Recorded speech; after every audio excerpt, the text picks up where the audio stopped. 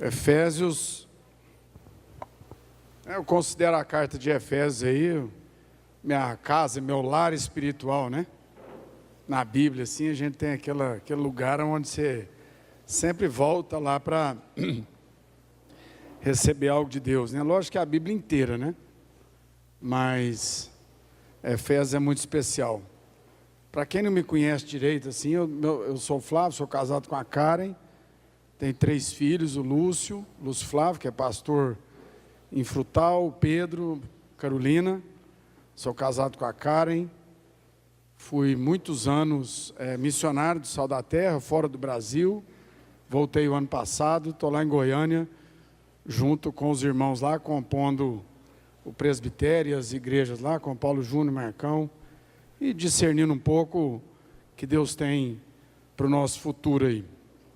Então, grande parte da minha vida ministerial, passei fora do Brasil, em contextos de muita diversidade, em todos os aspectos. Aí nós vamos abrir um pouco mais de algumas coisas para frente aqui. Então, é um assunto que eu gosto muito, que Deus me deu o privilégio de conviver no dia a dia, com profundas diferenças culturais no ambiente onde eu morava, e me sinto muito confortável, muito feliz de poder compartilhar esse trecho aqui com vocês e também dar a oportunidade de vocês participarem nas mesas. Efésios 4. Vou ler essa versão aqui. Por isso eu, que sou preso, porque sirvo o Senhor Jesus Cristo, peço a vocês que vivam de maneira que esteja de acordo com o que Deus desejou quando chamou vocês. Sejam sempre humildes, bem-educados e pacientes, suportando uns aos outros em amor. Façam tudo para conservar por meio da paz que os une, na unidade do Espírito. Há um só corpo, um só Espírito, uma só esperança, para a qual Deus chamou vocês. Há um só Senhor, uma só fé, um só batismo, somente um Deus e Pai de todos, que é o Senhor de todos, e que age por meio de todos, e está em todos. Amém. Vamos parar por aqui. E nós estamos aí na escola dos presbitérios, estudando a carta aos Efésios, e a minha incumbência aqui é no capítulo 4, para a gente falar de unidade na diversidade. Essas palavras até rimam, né? Mas existem grandes mistérios nessa realidade de viver em unidade na diversidade. Nós não precisamos de ir muito longe, além da nossa casa, na nossa rua, no nosso ambiente de trabalho, para a gente perceber que unidade no Espírito, em um ambiente de diversidade, é um mistério espiritual, e é isso que nós vamos tentar ver aqui. Primeira coisa que eu gostaria de falar, é que o capítulo 4, o Paulo, ele muda o tom, Paulo apóstolo muda um pouco o tom do que ele vem escrevendo até aqui. O capítulos 1, 2 e 3, se vocês não viram ainda, vão ver, mas ele lida com as coisas mais macro, mais genéricas, maiores, né, da nossa relação com Deus, da nossa fé, da nossa identidade em Cristo, do nosso posicionamento em Cristo, de quem nós somos, de quem Deus é, de quem nós éramos e de quem nós somos agora em Deus, em Cristo Jesus.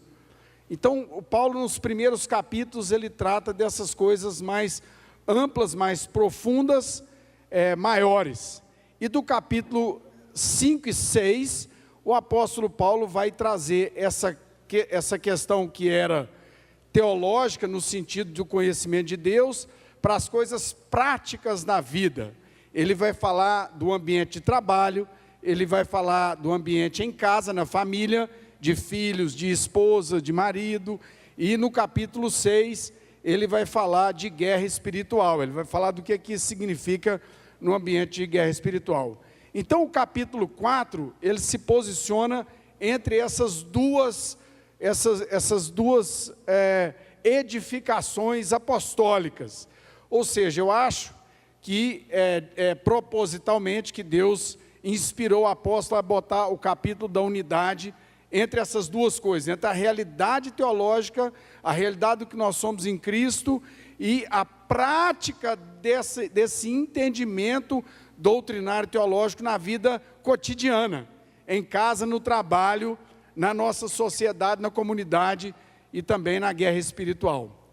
Então ele coloca o capítulo 4, essa questão da unidade, no meio, como se fosse um pilar central dentro desse assunto aí, no meu entendimento, querendo identificar a importância disso aí.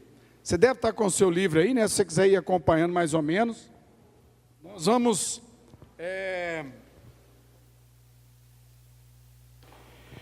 Nessa lição aqui nós vamos ver algumas coisas em sequência. A primeira delas é o que é a unidade da qual o apóstolo Paulo está se referindo. É lógico que isso é um assunto extremamente complexo, mas eu vou tentar da forma mais simples, simplificar isso e exemplificar. Depois nós vamos falar um pouco do que não é unidade no Espírito. Existem algumas coisas que, algumas são até boas, positivas, mas elas não são a unidade no Espírito que o apóstolo Paulo está mencionando aqui. É outra coisa. Nós vamos falar também sobre alguns aspectos que causam divisão nas igrejas, usando alguns exemplos no Antigo Testamento, e é lógico que acho que a maioria de vocês já deve ter visto isso também, não só na história da igreja, como na vida de igreja nos nossos dias aí, por aí. Depois nós vamos, mais na conclusão, fazer as seguintes perguntas. Então, se a unidade do Espírito é tão importante, isso deve implicar que a divisão, ela é absolutamente, não deve ser feita. Então nós vamos fazer essa pergunta. Existem casos onde uma separação é lícita, justificável? E se existem casos, e os demais casos, quais são? E os demais, e os outros? Como que a gente faz? Então nós vamos caminhar em cima desses aspectos aí, ok? Então, a primeira coisa que eu gostaria da gente olhar é a respeito da unidade que o apóstolo Paulo se refere aqui no capítulo 4, né? Essa versão aqui, ela...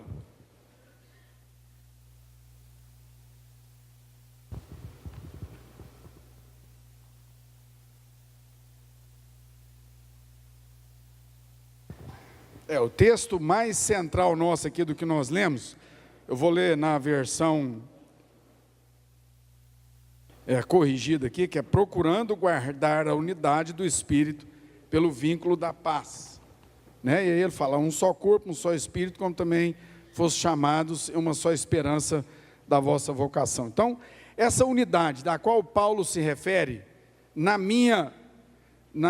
eu vou trazer isso aqui de uma forma simples.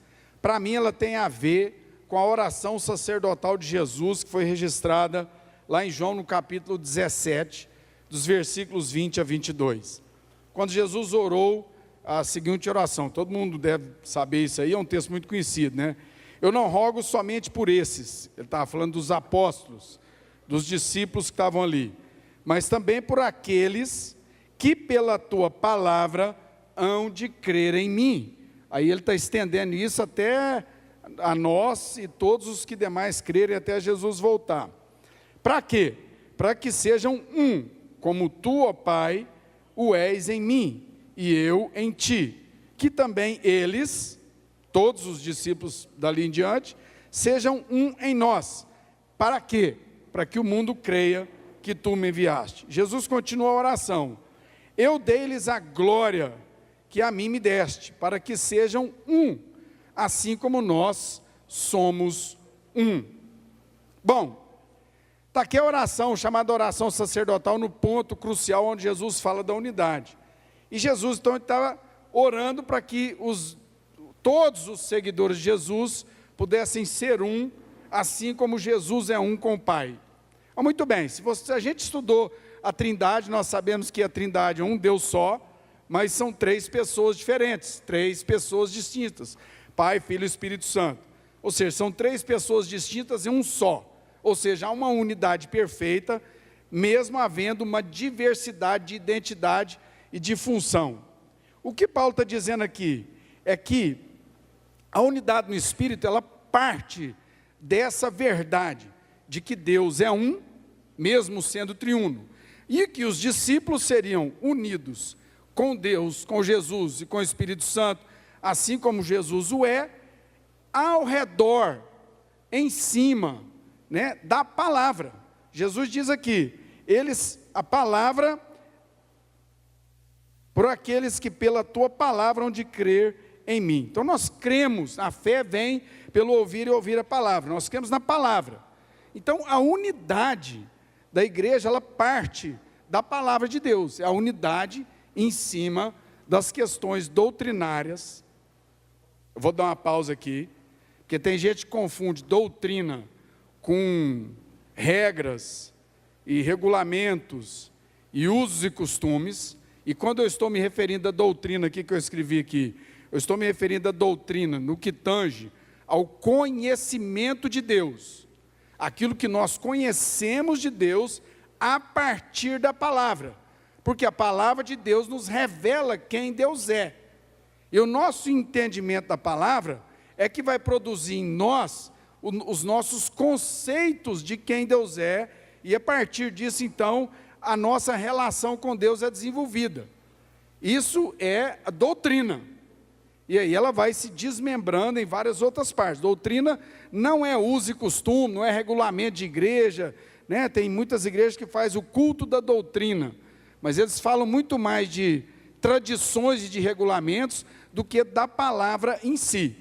O que eu quero dizer aqui, tentando simplificar, é que a palavra de Deus é o elemento que produz essa unidade, que nos une em torno uns dos outros. É nela que nós temos elementos, na palavra que nós temos elementos inegociáveis e que unem a igreja cristã.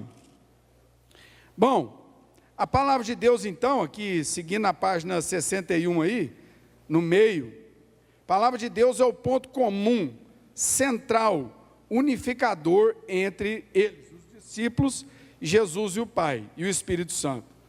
Não era o fato, a unidade daquelas pessoas que estavam em volta de Jesus, não era produzida pelo fato de que eles eram judeus,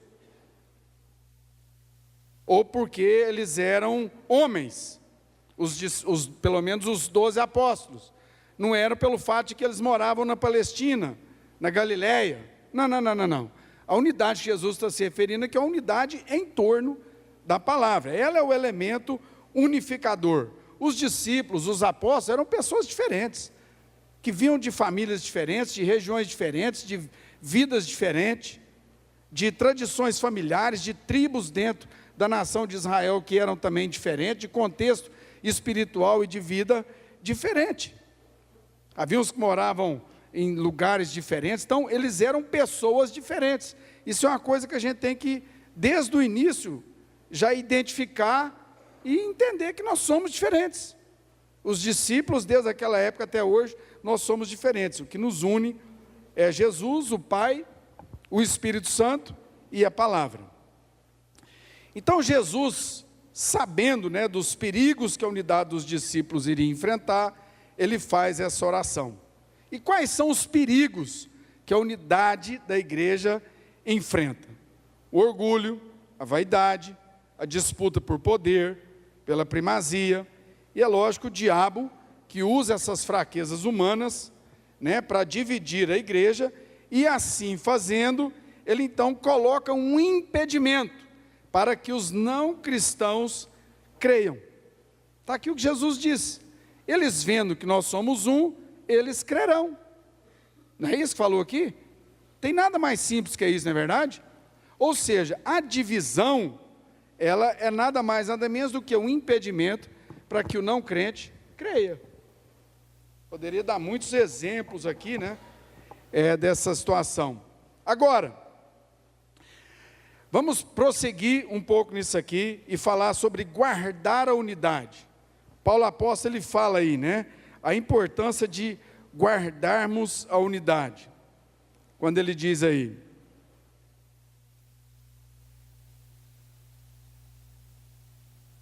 sejam humildes. Bem, essa versão aqui é interessante, cara, teve que versão é essa, humildes e bem educados, né? Prefiro a outra aqui. Então veja bem, no versículo 2, sejam sempre humildes, pacientes, suportando-vos em amor. Esforcem-se para guardar a unidade da paz que há entre vocês. Essa versão aqui, a unidade do Espírito. Esforcem-se para guardar a unidade. Como é que fala na outra versão aí? Capítulo 4, versículo 2.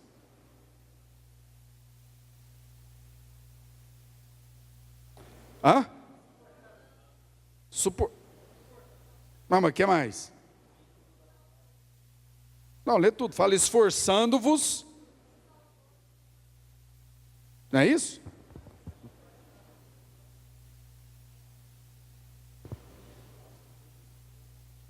Façam todo esforço. É essa versão aqui que eu quero achar, ó.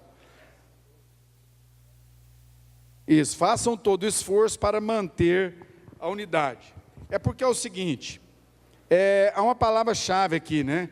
O Paulo, quando ele coloca essa questão do esforço, ele diz que as ferramentas, né, para manter essa unidade, elas estão aqui no texto. Primeiro, toda humildade, mansidão, longanimidade, suportando-vos uns aos outros em amor.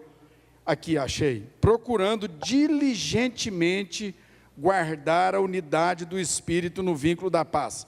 Quem é que tem essa versão aí? Procurando diligentemente. Essa versão é que é a versão aqui do livro aqui, essa Bíblia que está aqui, não está nessa versão aqui. Procurando diligentemente, porque essa é a mais próxima das duas palavras originais no grego, que eu quero trazer aqui para você. Então a primeira, procurando diligentemente, é uma palavra grega, espoudazo, quer dizer esforçando-se diligentemente, sendo zeloso em. E a palavra trecel foi traduzida como guardar. Eu quero me focalizar nessa palavra trecel, porque a palavra trecel, ela foi traduzida como um conceito militar. Qual conceito militar? O conceito militar de um soldado que recebia a ordem de guardar um posto militar, se preciso fosse com a sua própria vida. Então, essa palavra era a mesma palavra usada por um oficial do exército, quando ele dava uma ordem a um soldado, a um oficial, para ele guardar um posto militar, e guardar aquele posto de tal forma, que se preciso fosse, ele arriscasse a sua própria vida. Há muitos anos atrás, eu mesmo servi o exército, em Brasília, na Polícia do Exército de Brasília, no último ano do regime militar brasileiro, do presidente Figueiredo. E foi no ano exatamente da transição, que o Figueiredo transicionou para a democracia. Então foi um ano que Brasília estava muito tensa, e havia muita conversa de muita coisa e tal. E nós recebemos uma ordem de guardar Brasília nos 45 dias que antecediam aquele momento da votação no Congresso, porque corria muito boato lá. E eu e mais outros 3 soldados recebemos uma incumbência no dia do processo de fazermos guarda lá no Ministério do Exército. Na época era o general Walter Pires. Então eu fui para o portão, tinha uma rampa, é uma rampa muito grande, não sei se hoje é assim mais, e eu fiquei na ponta da rampa, e o tenente Silveira chegou para mim e falou assim: Flávio, ninguém passa aqui, absolutamente ninguém. Eu recebi a ordem e fiquei quieto. Estou ali, metralhadora cruzada aqui, metralhadora carregada, e você fica ali observando, daí a pouco vem, na época era um Landau, tinha um carro aqui no Brasil que chamava Landau, com a bandeirinha de um general 4 estrelas de um lado, e a bandeirinha do Brasil do outro. Quando eu vi a bandeirinha de 4 estrelas de um lado, eu já comecei a suar todinho, tremer tudo, e pensar, meu Deus, o que eu vou fazer se esse general chegar aqui? E a primeira coisa que veio na minha cabeça foi o quê? Você tem que obedecer à ordem do oficial. Eu parei na frente do carro do general, cruzei a metralhadora, que é um sinal de que se aquilo for trespassado, você está autorizado a atirar, você vai atirar. O motorista põe a cabeça para fora e fala, soldado,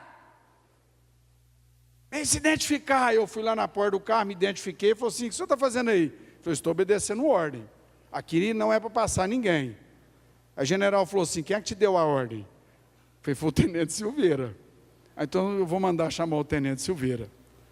E eu fui elogiado por ter obedecido a ordem, eu não sei o que aconteceu com o Tenente Silveira, porque ninguém me falou. Mas, até essa data presente eu não sei. Mas isso é um fato verídico e que ilustra bem o que o Paulo apóstolo está dizendo aqui, de que nós devemos nos esforçar diligentemente para guardar a unidade. Porque a unidade não foi algo conquistado pela igreja, a unidade foi conquistada por Cristo, na cruz.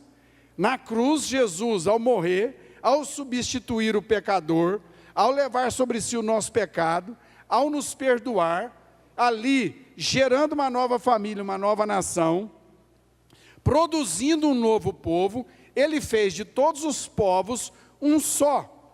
Quem produziu essa unidade não é o esforço humano, mas foi o próprio Jesus. A nossa obrigação, a nossa incumbência é que nós recebemos uma ordem militar de guardar a unidade. Se preciso for, com a nossa própria vida. E aí é que entra o desafio. Então é por isso que eu queria parar nesse ponto aqui de guardar a unidade, porque eu acho isso aqui bastante importante. Bom, se nós formos prosseguir aqui então, né? O que não é unidade? Porque todas as vezes que a gente vai falar de algum conceito, é muito importante a gente tentar identificar o que não é aquilo primeiro, para a gente poder então entender melhor o que é a unidade. Então, o que não é a unidade?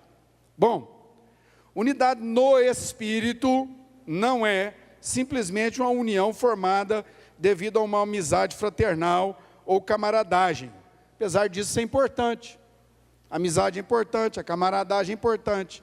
Mas a unidade no Espírito que o Paulo está se referindo aqui, não é essa amizade fraternal, esse coleguismo fraternal. É algo mais profundo, é algo mais sério, é algo que foi produzido na cruz com um objetivo de testemunho ao mundo, segundo nós vimos na oração de Jesus. A unidade no Espírito não é um projeto que alguém decide realizar. Então, por exemplo, aqui em Uberlândia tem um dos conselhos de pastores, inclusive agora é presidido pelo Fernando, um dos nossos pastores, não sei se ele está aqui, mas o conselho de pastores de Uberlândia é um dos conselhos mais bem conceituados no Brasil, porque é uma unidade aqui, é uma unidade que foi muito bem estabelecida e tal. Mas o conselho de pastores, ele não é a unidade no Espírito que o apóstolo Paulo está falando aqui. A unidade no Espírito não é um projeto. Vamos fazer um projeto de unidade. Isso pode ser muito bom, pode ser produtivo, pode trazer fruto, mas não é exatamente isso que o Paulo está fazendo aqui. Por quê? Porque a unidade no Espírito não é produzida pelo ser humano. Não somos nós, com as nossas boas ideias e com as melhores intenções, que produzimos unidade. Quem produziu unidade foi Jesus, e a nossa ordem é guardá-la. Amém, meus irmãos? A unidade do Espírito não é uma colisão ou um movimento em que as pessoas se reúnem em torno de uma ideologia, de um objetivo comum, como colisões políticas ou de sindicatos e tal. Isso não é unidade no Espírito, né? As pessoas confundem. Unidade no Espírito não é uniformização das partes diferentes que as fazem semelhantes exteriormente, por um período de tempo e para um determinado objetivo, como os operários de uma fábrica, um grupo unido em uma manifestação, ou um esporte coletivo, ou até algumas religiões que uniformizam os seus membros no exterior, sem contudo que eles tenham necessariamente ou não essa unidade interior. Então, uniformização não é unidade no espírito. Então, no Sal da Terra, por exemplo, nesses anos que eu trabalhei fora, num projeto de intercâmbio, eu trouxe, nem sei, incontáveis líderes de vários países do mundo para visitar o Sal da Terra, e todas as vezes que eles viam as congregações e algumas formas diferentes de expressão, a primeira coisa que eles falaram para mim era assim: não, mas esse negócio de vocês é meio bagunçado. Porque eles estavam esperando uma determinada uniformização. Então, uma uniformização de método, de tradições, de culto, de liturgia, de doutrina, uma uniformização. E as pessoas iam olhar de fora e falar assim: ah, esse negócio aqui está organizado, está bacana, então deve ser do Espírito. A unidade no Espírito não é necessariamente uniformização. Aliás, a diversidade, ela foi dada por Deus. Nós somos diferentes e foi Deus que nos fez diferentes. Então Deus deve ter uma razão para isso. Amém, meus irmãos? Unidade no Espírito não é unidade em torno de um estilo, como acontece como um grupo de pessoas diferentes se identifica com um estilo particular, com linguagens em comum, roupas, penteados e por aí afora, como os punks ou os surfistas, e esses grupos eles vão se criando essa unidade em torno de um determinado estilo, e isso não é necessariamente unidade no Espírito. A unidade no Espírito ela foi produzida por Jesus, e o nosso mandamento é guardá-la, protegê-la, se preciso for com a nossa vida. Amém? Então essas coisas não são unidade. Não confunda e não se deixa confundir com unidade no Espírito. Agora, eu vou falar, existem muito mais, né, gente? Mas eu vou falar aqui 6 causas de divisão. 6 causas que a gente pode identificar divisões. Pessoas e personalidades. A primeira causa que eu estou mencionando não tem ordem de importância aqui não. Eu só fui colocando aqui numa determinada ordem, mas não é por ordem de importância. É o caso clássico da igreja de Corinto. A igreja de Corinto era uma bênção, uma igreja cheia de dons, uma igreja com gente convertida, mas era uma igreja onde havia alguns problemas, um dos quais era a divisão dentro do corpo por causa de personalidades. Uns gostavam do Paulo, outros gostavam mais do Apolo e outros gostavam mais do Cefas, que era o Pedro. E isso acabou causando divisão. Paulo diz lá em 1 Coríntios 1, de 11 a 13, porque a respeito de vós, irmãos, me foi comunicado pelos da família de Cloé, que há contendas entre vós. Quero dizer com isso que cada um de vós diz: eu sou de Paulo, eu sou de Apolo, eu sou de Cefas, e eu de Cristo. Está Cristo dividido? Foi Paulo crucificado por vós? Ou fostes batizados em nome de Paulo? Então Paulo identificou o problema e está tentando trazer cura, né, nesse problema aí, né? Então um problema que sempre existiu é o culto às personalidades. Isso não é algo particular da era pós-moderna. A nossa era já é pós-moderna, como alguns autores defendem, mas é uma tendência humana antiga de produzir celebridades para que as mesmas sejam cultuadas, então sejam curtidas, né, no Facebook, para usar a linguagem do Facebook, ou seguidas. A igreja de Corinto nos dá o triste exemplo dessa realidade acontecendo no meio deles. Temos que vigiar o nosso coração quanto ao perigo de celebrizarmos líderes da igreja. E vocês que são líderes, nós que somos líderes, nós também temos que vigiar o nosso coração para que a gente, até subconscientemente, a gente comece a produzir no povo uma determinada celebrização de nós, que somos líderes e pastores. Isso são perigos, e o destino disso muito provavelmente vai ser divisão, porque uns vão começar a celebrizar o outro vai celebrizar o outro, um tem um dom mais evangelístico, o outro mais pastoral, um é mais carismático, o outro às vezes é mais organizado, o outro menos, e isso então vai causando problemas de divisão. Depois, a outro tipo de divisão, é a divisão por busca de primazia, preeminência, ou até por razões familiares. Vejamos a divisão que houve entre dois grandes amigos, o Paulo e o Barnabé.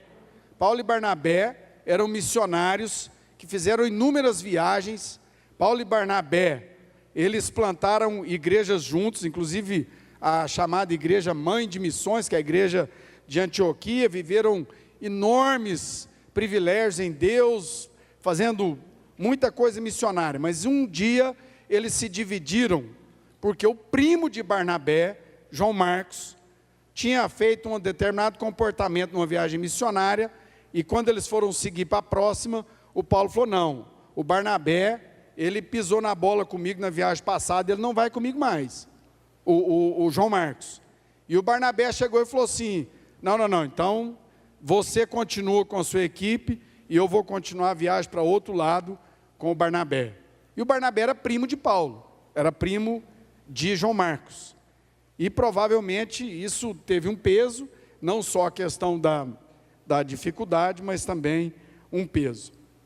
O outro caso aqui que eu quero que vocês vejam, de busca de primazia, está lá no Evangelho de Marcos, capítulo 10, 35 ao 41. Esse é famoso, né?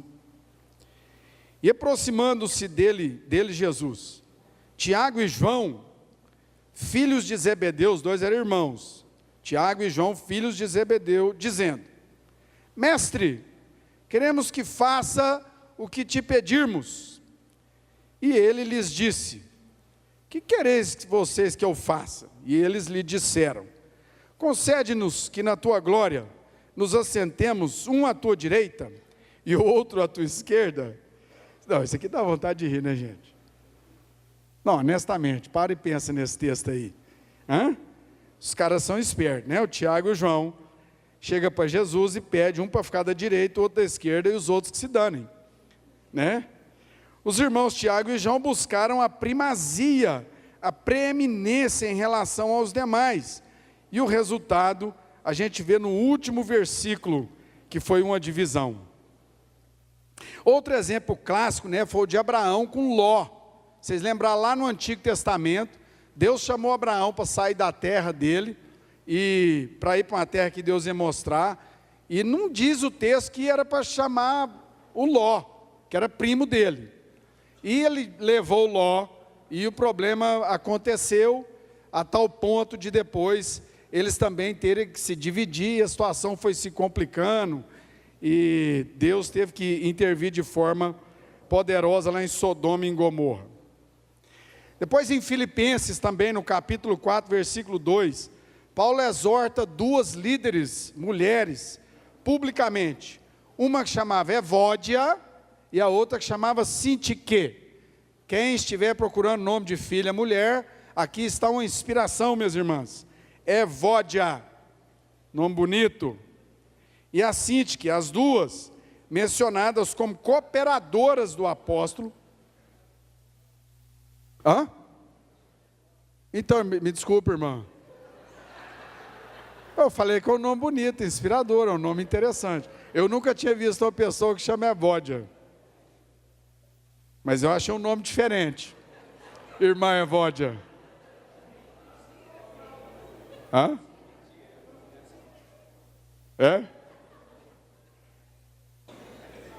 Eu vou falar uma coisa para vocês. Não, a gente acredita em tudo, né? Você vê que o pai do Ogálvaro pôs o nome dele, do seu Ogálvaro, no Ogálvaro Júnior. Tem gente que tem a ideia de tudo, né? Eu conheço o Júnior já há mais de quase 30 anos e todo lugar que ele vai, ele tem que repetir o nome. Como é que é seu nome? Ogálvaro. Não, Olga com Álvaro. Ah. Bom, mas vamos lá. Então, gente, há o caso também de Saul e Davi, que todo mundo sabe, os dois foram ungidos reis. A igreja cristã evangélica tem uma prática de criticar o Saul demais, mas na tradição hebraica, Saul é uma pessoa muito respeitada, porque ele foi um rei, chamado, ungido por Deus para ser rei. Saul teve conquistas significativas para o reino de Israel, ele era um general respeitadíssimo, mas que pisou na bola. E a gente vê exatamente quando Saul pisa na bola, não se arrepende. Davi foi levantado para ir assumindo o posto de reinado, e a Bíblia diz que Saul se irou profundamente por inveja, né, de Davi. Então é a questão da preeminência, o cara vai tomar o meu lugar. Eu vou deixar de ser rei, e Deus agora é que vai trazê-lo para ser rei. Essa questão, meus irmãos, minhas irmãs, é muito séria. Né? A gente está brincando, falando aqui meio rápido, mas são questões que trazem profundos problemas na igreja. Depois, a divisão por razões socioeconômicas. Talvez aqui esteja um dos principais problemas na América Latina. As divisões socioeconômicas, porque a América Latina, não só a América Latina, em todo lugar tem desigualdade social, mas aqui a desigualdade é muito grande e muito visível. Então vejam bem, desigualdade social é um problema da humanidade, ela sempre existiu, né?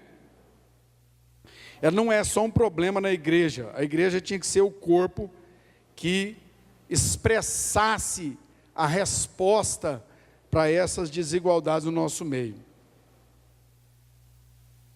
Então, a condição econômica produz realidades que separam as pessoas. A roupa que a gente veste, o carro que a gente possui ou não, a escola que meus filhos frequentam, os restaurantes ou cafés, ou bares, lanchonetes que a gente vai, ou deixa de ir, o lugar onde a gente tira férias ou não tira férias, o bairro onde a gente mora, o emprego que eu tenho ou deixo de ter, são elementos poderosos que seduzem o nosso coração, inclusive na igreja, dentro do corpo de Cristo. E essas coisas não deveriam dividir e separar as pessoas em facções, mas a fazem. Um texto em Tiago, no capítulo 2, reflete muito bem essa realidade. E Tiago traz uma exortação dura a esse respeito aos líderes das igrejas, quando ele diz: porque ao entrar na reunião, alguns homens com anel de ouro no dedo e com traje esplêndido, ao entrar também algum pobre com traje sórdido, e atentardes para os que veem com traje esplêndido, e lhe dizem: senta-se aqui no lugar de honra, e diz ao pobre: fique em pé, ou assenta-se embaixo do escabelo dos meus pés. Não fazeis porventura distinção entre vós mesmos, e não tornais juízes movidos de maus pensamentos? Ou seja, a divisão socioeconômica ela já existia, mas o que a exortação aqui é que, apesar dela existir, a exortação é que a igreja tem que ser esse lugar, esse ambiente, esse corpo, aonde essas coisas, no mínimo, são minimizadas. E essa separação socioeconômica, querendo ou não, causa divisões profundas na igreja. Nós é que temos que nos esforçar para fazer com que essas coisas não existam no nosso coração, porque elas vão continuar existindo. Um vai ter um trabalho melhor do que o outro, um vai estar desempregado, o outro empregado, são circunstâncias que muitas vezes estão fora do nosso controle. Mas a igreja tem que ser um ambiente onde existe esperança para as pessoas e no nosso coração não haja divisão. Outro tipo de divisão é a má compreensão dos dons espirituais. Esse é muito comum, né? Principalmente o dom de línguas. Então há uma má compreensão a respeito dos dons e do uso dos dons, e isso traz muitas divisões na vida da igreja. Poucas coisas têm causado mais divisão na igreja do que a diferente compreensão a respeito dos dons espirituais. O apóstolo Paulo usa nada mais, nada menos do que 3 capítulos da carta aos Coríntios para tratar esse assunto. Gente, 3 capítulos da Bíblia. Agora vocês veem como é que isso aqui é sério. Na primeira carta, no capítulo 12, versículos 1 a 3, o Paulo lança os fundamentos para a colocação usando a seguinte frase: no que diz respeito aos dons espirituais. Então daí ele começa a falar a respeito dos dons espirituais, não como algo para trazer um sentido de inferioridade e superioridade espiritual, de primazia, de preeminência, mas de diversidade. Ou seja, se não bastasse a nossa diversidade social e física, de família, ainda quando Deus nos dá dons, Ele dá dons diferentes. E eles têm que ser elementos espirituais para produzir unidade, para guardar unidade, não para separar. Mas a realidade não é essa. Infelizmente, a arrogância, o orgulho religioso é algo que ataca a gente profundamente, e muitas vezes nesse ponto aqui. Os coríntios entendiam equivocadamente que alguns dons eram mais importantes ou relevantes do que os outros, como de falar em línguas estranhas, por exemplo. No entanto, Paulo, apóstolo, exorta que apesar da diversidade dos dons, cada dom é igualmente importante, assim como acontece com os membros de um corpo, que são todos diferentes, têm funções diferentes, cada qual tem a sua identidade, forma, função, e cada um é igualmente importante para a boa operação do corpo todo. Depois, as divisões étnicas ou raciais.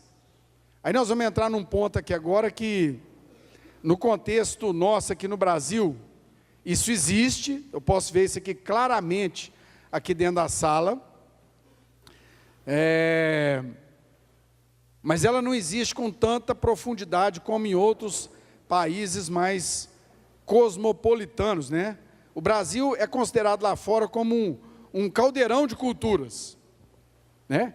Inclusive na 25 de março é um lugar um dos poucos lugares do mundo onde judeus e árabes trabalham juntos na mesma rua em paz, né? Então, aqui, se a gente vê aqui, quem aqui, primeiro vamos falar de etnia, porque etnia tem a ver com a minha genética, tem a ver com a minha família, e todo ser humano tem uma raiz étnica, né, familiar.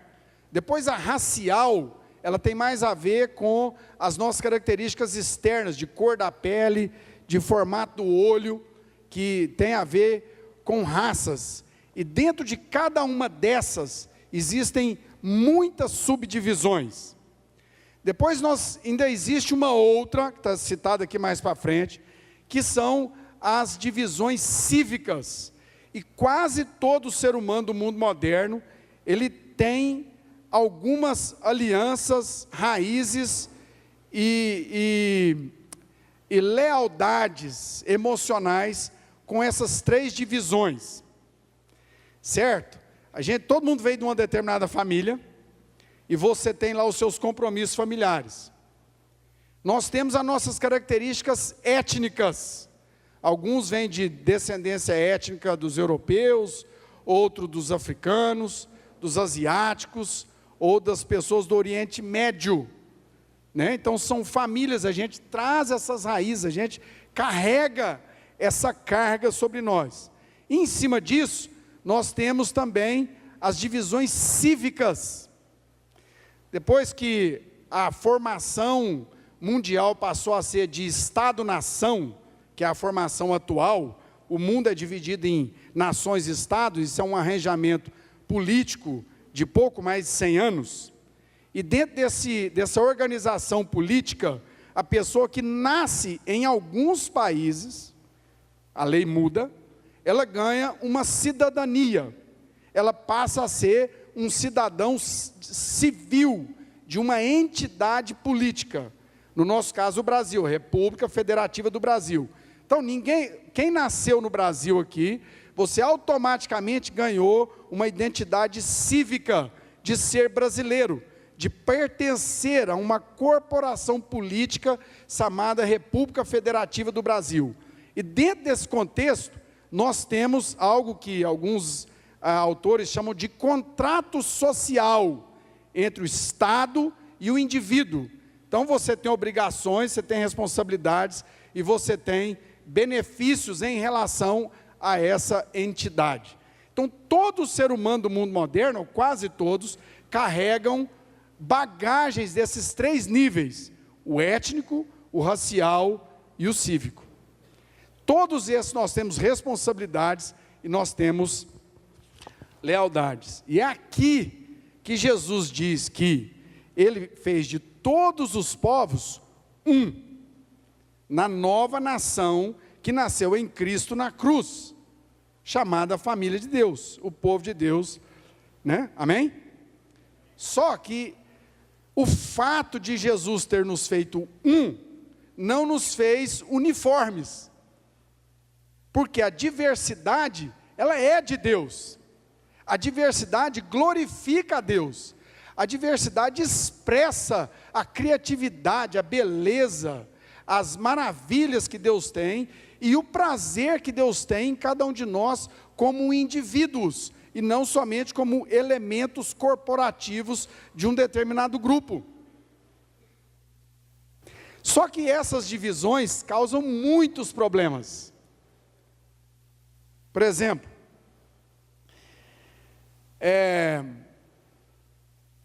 nos últimos 15 ou 16 anos, eu estava na Inglaterra, na Itália, e é muito comum no contexto da América do Norte, e na Europa inteira, você encontrar as igrejas étnicas. Então você vai ver a igreja dos nigerianos, dos ganeses, dos filipinos, dos brasileiros, dos chilenos, dos bolivianos, dos norte-americanos. Isso é muito comum. Vou dar um exemplo muito simples. Nos últimos 4 anos, fui várias vezes no Oriente Médio, ajudar algumas organizações que ajudam refugiados, e numa das igrejas que a gente ajuda lá, tem 13 igrejas étnicas que se reúnem em um prédio só. Aí eu vou dar um exemplo para vocês agora comigo que aconteceu nos últimos 3 anos. O Sal da Terra tem uma parceria com várias igrejas na Grã-Bretanha, uma delas é que eu estava, de Buckham, Igreja Batista. E nós estávamos plantando uma outra igreja numa vila vizinha, que chama-se Cobham. E nós começamos a plantação da igreja numa escola. Não tinha prédio para alugar, nós alugamos uma escola e começamos o trabalho. Aí a história é longa, não vou explicar muito não. Começamos a trabalhar, daí a pouco, mais central na vila, tinha um prédio de uma igreja metodista, que nos disseram que estava fechando, porque só tinha 9 membros, e os 9, o mais novo tinha 90 anos. E é verdade, isso não é brincadeira não, é verdade mesmo. Então eles estavam no processo de fechar, e queria saber e tal, se a gente ia usar. Aí nós fomos lá estudar o caso, porque era mais central. Chegamos lá, falando assim, que hora que vocês se reúnem? Aí eles falaram 10 da manhã no domingo. Aí nós falamos, nós também. Aí eles falaram assim, mas nós não vamos reunir junto com vocês não. 9 pessoas. Não, mas por quê? Não, vocês têm um estilo de culto diferente, não vamos. Resultado, discute para lá, discute para cá, contra a minha vontade, começou o culto. Às 10 horas da manhã, a gente reunia numa sala da cantina, e os 9 velhinhos reuniam no salão principal. Às 2 da tarde tinha o culto dos filipinos, e às 4 da tarde tinha o culto dos ganeses. Tudo num prédio só. O que estava nos dividindo? Etnia. Os ingleses não queriam misturar com os filipinos com os ingleses, os ganeses não queriam misturar com os filipinos. Aí nós começamos um culto mensal, onde a gente chamava todo mundo junto e comíamos juntos. Mas isso, meus irmãos, é um desafio enorme. Porque quando essas correntes diferentes se cruzam, é muito difícil de conviver. É aí que entra esses elementos da humildade, do quebrantamento, do abrir mão, de uma forma muito contundente. E quando a gente pega essas etnias, quase que sempre elas têm várias línguas dentro de cada grupo étnico que aquelas pessoas pertencem. Numa das conferências missionárias que tinha aqui no Sal da Terra, todo ano, teve uma delas que nós trouxemos alguns africanos. Lembra, Zacarias? Você emprestou seu trompete? Hã? E tinham 2 hospedados na minha casa, os 2 eram de um país chamado Uganda. E um dia à tarde, os 2 falando no telefone, cada um estava falando uma língua diferente com a pessoa lá na Uganda. Porque apesar de eles serem parte dessa mesma entidade cívica, cada um é parte de uma etnia diferente, falam línguas diferentes, têm costumes diferentes, vieram de raízes diferentes. E isso é um problema muito complexo e que causa divisão na igreja. Quando Jesus diz lá que na cruz, né, no sacrifício da cruz, não há judeu, nem cita, e ele vai citando aquele monte de etnias lá, mas em Cristo, na cruz, Cristo nos fez um só. Aquilo é um milagre. Isso é uma realidade muito complexa. Ele diz lá em Efésios, no capítulo 2, 14 a 16, pois Ele é a nossa paz, Ele que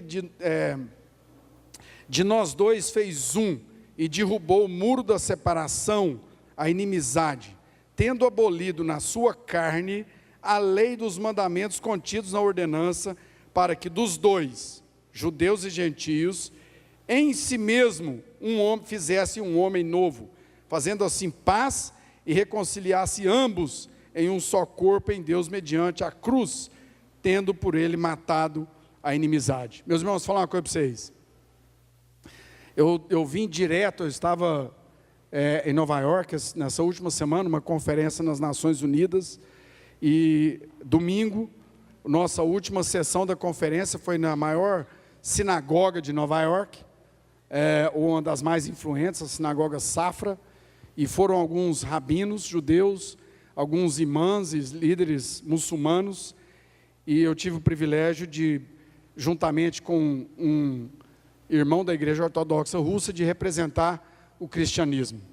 Essas coisas parecem simples, mas muitos problemas do mundo de hoje são provenientes dessa situação. Para os muçulmanos, Ismael é o filho da promessa. Para os judeus, é Isaac. E aí começa uma briga pela terra prometida. E aí dentro dos muçulmanos, começou uma briga para quem seria o sucessor de Maomé quando ele morreu. Se era o primo dele Ali, ou se ia ser uma sucessão espiritual. Aí começou os xias e os sunitas. E os judeus também começaram as suas divisões. Os que são sionistas, que são mais políticos, mais da terra, os que são ortodoxos, e depois disso veio a igreja, que era romana, depois ela ficou a igreja do oeste e do leste, a igreja de Roma e de Constantinopla, a igreja da Europa e a igreja da Rússia. E aí depois veio a reforma, e virou a igreja católica, e a igreja protestante, e a ortodoxa, e aí vai, e os batistas, e vai por aí afora. E querendo ou não, meus irmãos, nós estávamos lá dentro das Nações Unidas, discutindo esse mesmo problema. Basta um pegar uma AK-47 e começar a dar tiro no outro, porque ele acha que o outro é um apóstata, desviou da fé, está roubando a minha terra prometida, então eu vou jogar bomba em você, eu vou te matar. E, para minha tristeza, ouvi o rabino judeu, isso está gravando? Eu não vou falar o nome dele. Não, ele dizer que a culpa do holocausto e de todas as perseguições, ele atribui à igreja. Nós temos que debater esse assunto. E então, meus irmãos, esses assuntos são sérios, são profundos, são altamente espirituais. E cabe a nós, igreja, discernirmos. Vamos correr aqui, né? Divisão devido à doutrina, tradição e cerimônia. É outro problema complicado aqui. As tradições são construções humanas, ok? Que são altamente complexas, sofisticadas ou bem simples e quase infantis. Elas geralmente são criadas com o intuito de perpetuar um momento ou uma situação que deve ser lembrada, revivida por alguma razão, podendo ser política, religiosa, familiar ou nacional. Vou dar um exemplo. Vocês devem ter estudado em História da Igreja o avivamento da Rua Azusa, nos Estados Unidos, e o avivamento pentecostal que foi atingindo o bairro de Harlem, em Nova York, no norte de Nova York, das raízes afro-carabenhas. Eu estive lá no culto quarta-feira, nessa igreja. E algumas tradições que eles têm até hoje, mais de 110 anos depois, elas são provenientes da época do avivamento. Então as tradições, irmãos, são algo que quer marcar um determinado momento importante, mas elas vão prosseguindo. Ok? E passam a ser mais importantes do que a própria palavra de Deus. Amém. O desafio do líder é encontrar o equilíbrio, pois existem tradições boas que promovem a sã doutrina, que apontam para a obra redentora de Cristo, que manifestam o reino de Deus, que lembram as Escrituras, que lembram os fiéis de uma fé inspiradora, assim como há outras tradições que dividem o corpo, que exaltam o homem ao invés de Cristo, que promovem a religião ao invés da verdadeira fé e a graça de Deus. Então a questão das tradições, o problema delas são dois. Uma, geralmente elas começaram por causa de uma coisa boa, que a gente quer perpetuar. Segundo, as tradições quase sempre têm um guardião. Você sempre vai achar nas tradições as pessoas dentro daquele corpo que vão, se precisar, for dar a vida para mantê-las. Então, vou parar de dar exemplo, que está tomando tempo demais. Bom, amém, irmãos? E as tradições, elas acabam separando, elas acabam produzindo divisões, porque uns têm a tradição de batizar de um jeito, de batizar do outro, aí já é uma questão doutrinária, de tradição, o outro, né, faz a liturgia de um jeito diferente, o outro tem uma determinada jeito de fazer a ceia, e por aí vai daí para fora, né? Tem o horário de falar em línguas ou tal, e sem a gente perceber, a gente vai virando bastante tradicional. Eu me lembro, eu morava em Orpington, e o Fernando estava lá com a gente. Nós, quando o grupo do Sal da Terra de Evangelismo foi lá, nós fizemos um culto na frente da minha casa lá, isso lá na Inglaterra, e eu convidei 200 vizinhos, bati na porta de um por um, 120 vieram. E foi um dia muito bom, testemunho, dança, foi uma beleza, foi uma maravilha. Os vizinhos, mudou meu relacionamento com a vizinhança toda a partir dali. E um jovem de 18 anos, que morava 3 casas para baixo da minha, chegou para mim e falou: ô Flávio, eu nunca fui à igreja, eu queria ir numa igreja, você me leva? Por dentro eu estava assim, oh yes, yes, yes, né? Mas por fora você fala, não, claro, vai ser um prazer. Falei, ó, a gente sai domingo às 10 da manhã. Aí, 1 para as 10, ele chegou lá em casa e sentou. O Paulo Júnior estava hospedado lá. E quando o Paulo Júnior estava descendo a escada, o menino estava me fazendo algumas perguntas. E eu comecei a perceber o tanto que nós ficamos religiosos. Ele falou assim, o que vai acontecer lá no culto? Aí eu já engoli seco. Eu falei, ó, você vai chegar lá, o povo vai te cumprimentar, tem café, biscoito, e vai começar a música. Nossa, tem música? E o que eu tenho que fazer durante a música? Menino de 18 anos, eu falei, ó, você vai ter que se comportar, primeiro você vai ter que ficar no seu lugar, não pode ficar mexendo, movimentando, bagunçando. Aí ele falou assim, mas como que é a música? Aí eu fui falar das músicas, e daí? Eu falei, não, aí alguém vai dar os avisos. E aí? Aí vai vir um pastor, vai pregar. Ele falou, quanto tempo? Falei, 45 minutos. Ele falou, nossa, isso tudo? Eu falei, ele falou assim, a gente pode interagir? Falei, rapaz, você vai ter que esperar ele acabar. Se ele tiver tempo, ele vai interagir com você. Gente, falar uma coisa para vocês, naquele dia foi um choque para mim. E ele foi no culto. E o menino estava tão bem intencionado que ele fez apelo por cura lá, e ele chegou para mim e falou assim, pode ir lá aceitar, pode ir lá pedir oração para curar minha vista? Eu falei, pode, vai lá orar pelo que você quiser, Deus cura qualquer coisa. E ele foi no apelo.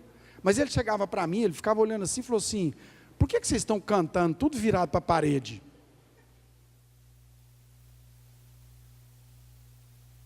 Ele não compreendeu o nosso ritual de ficar cantando com a mão levantada para uma parede. E aí ele ficava me perguntando, cada música que passava, o que aquelas músicas queriam dizer. Ele não entendia nada. Irmãos, eu fiquei morrendo de vergonha. Aí ele ouviu a palavra, foi lá, recebeu o apelo, orou, depois foi embora para casa, me despejou pergunta. E às vezes a gente vai virando muito, muito religioso, de tal forma, que a gente não consegue explicar o nosso ritual para quem não consegue. Quer ver pior? A gente assume que as pessoas sabem o que a gente está fazendo. Lá em Goiânia, eu estou tentando falar para os irmãos lá, começar um hábito de me apresentar, porque ninguém me conhece. Ninguém se apresenta. Tem visitante, ele não sabe nem quem está falando, o que a pessoa é. Qual que é o sentido dela ali em relação àquela comunidade. Nós já viramos evangélico demais. A gente não fala o porquê que a gente faz as coisas. Por que a gente canta com a mão levantada? E o senta e levanta? Quem aguenta esse senta e levanta, gente? Me responde. Às vezes eu estou ficando velho. Não, eu estou ficando velho, você também. Você também. Todo mundo aqui nessa sala aqui. Irmãos, a gente vai criando tradições e depois vem os guardiões da tradição. Por que vocês fazem exegese? Porque o Paulo Júnior fazia. Quem que era Paulo Júnior? Era o avô do meu amigo que me levou para a igreja. Por que vocês fazem assim? Porque o pastor Ogal fazia desse jeito, a gente faz também. A gente vai perdendo essas coisas, e essas coisas vão trazendo divisão. Bem rápido, o tempo já está bem no fim. 2 razões pelas quais a divisão é justificável. Nós temos que olhar para a história, lembrar de Calvino, Lutero, questões de apostasia e de... sumiu da minha cabeça. De heresia. Heresia e apostasia. Essas coisas são justificáveis. O apóstolo Paulo diz que com determinados irmãos a gente não pode nem assentar. Então, heresia e apostasia, não adianta. Nós tínhamos dentro do contexto do Ide às Nações uma igreja que um dos pastores principais escreveu um livro dizendo que o Deus do Antigo Testamento não é o mesmo do Novo. Não tinha jeito mais de caminhar juntos. Então, há casos que há justificação. Mas há casos aonde a verdade da palavra e as coisas inegociáveis da palavra, que é um só Deus, um só Pai, um só Espírito, e o credo apostólico que veio logo depois, não vou mencionar aqui, depois vocês conhecem, as coisas que são inegociáveis. Então, se houve apostasia, heresia, é um caso sério, não dá para caminhar. Agora, nas outras coisas, a gente tem que fazer algumas perguntas. Essa separação vai glorificar a Deus? É a primeira. Essa divisão vai trazer fruto para o reino, vai converter pessoas, vai estender o reino de Deus nas nações, vai ajudar o pobre, vai amparar as viúvas, vai fazer o papel da igreja se cumprir na sociedade.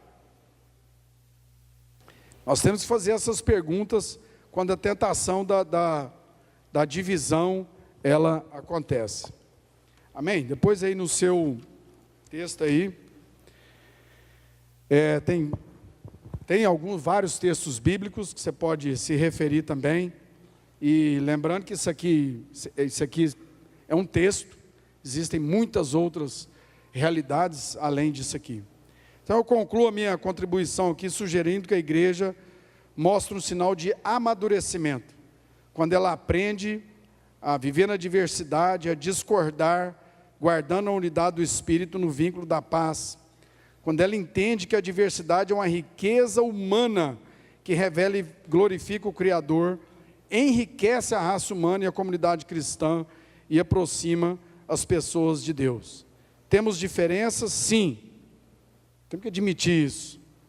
E muitas são elas, de estilos, métodos, preferências, nuances teológicas, eclesiásticas, administrativas, de visão, mas o que nos une em Cristo deve ter a preeminência sobre os aspectos que ameaçam a nossa unidade. A unidade na diversidade é produto da obra de Jesus Cristo na cruz, quando Ele nos fez um. Ela foi dada pelo Espírito Santo, pela graça, para o nosso serviço, para a edificação e a manifestação da glória de Deus na terra. Amém?